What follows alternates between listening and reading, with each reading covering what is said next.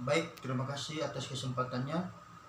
Pada kesempatan ini saya akan mempresentasikan makalah saya tentang hal-hal yang harus diperhatikan dalam membuat kontrak.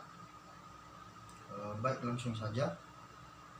Hal-hal yang harus diperhatikan dalam membuat kontrak yang baik dan sah adalah yang sangat penting untuk menghindari masalah hukum di masa depan. Berikut beberapa hal yang harus diperhatikan dalam membuat kontrak. 1. Judul kontrak.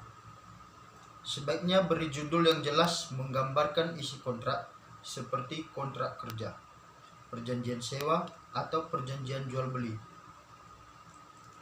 Yang kedua, identifikasi dengan jelas siapa saja yang terlibat dalam kontrak, termasuk nama lengkap, alamat, dan informasi penting lainnya. Kemudian,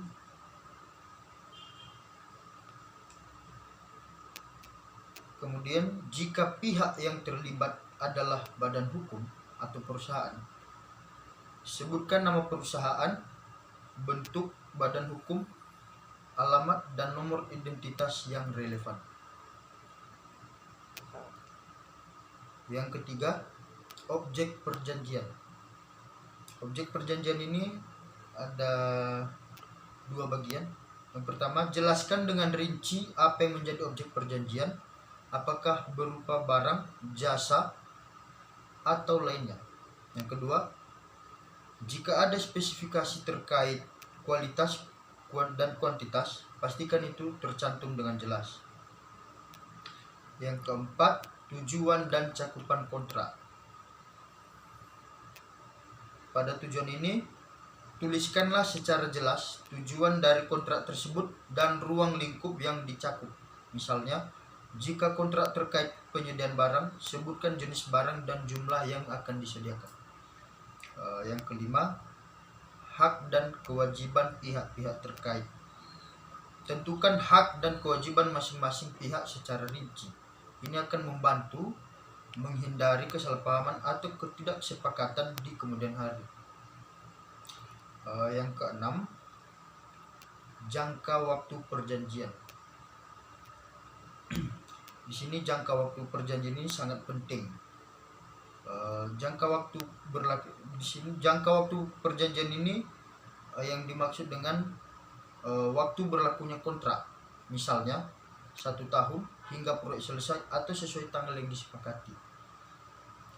Kemudian, jika ada ketentuan mengenai pembaruan atau perpanjangan kontrak, itu juga perlu dicantumkan.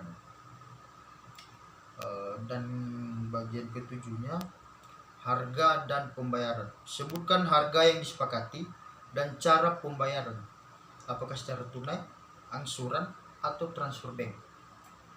Kemudian, jangan lupa mencantumkan jatuh tempo pembayaran. Jika ada biaya tambahan atau bunga, itu juga harus jelas. Bagian ke-8, syarat dan ketentuan pembatalan. Tentukan syarat-syarat pembatalan dan pemutusan kontrak, termasuk prosedur yang harus diikuti dan akibat hukum dari pembatalan tersebut. Sebagai contoh, apakah ada biaya pembatalan atau apakah ada kewajiban untuk memberikan pemberitahuan sebelumnya. Bagian ke-9 yang harus diperhatikan yaitu force majeure atau keadaan memaksa. Masukkan klausul tentang force majeure yang mengatur kondisi di mana salah satu pihak tidak dapat memenuhi kewajiban akibat kejadian yang tidak dapat diprediksi atau di luar kendali, seperti bencana alam, perang, atau kebakaran. Yang ke-10, penyelesaian sengketa. Penyelesaian sengketa yang dimaksud dengan penyelesaian sengketa di sini yaitu melalui jalur negosiasi, mediasi, arbitrase, atau pengadilan. Dan ke-11, tanda tangan dan saksi. Kontrak harus ditandatangani oleh pihak-pihak yang terlibat dan bisa juga melibatkan saksi untuk memperkuat keabsahannya. Dan bagian keduanya, pastikan setiap halaman kontrak diberi nomor untuk menghindari adanya halaman yang hilang atau dipalsukan.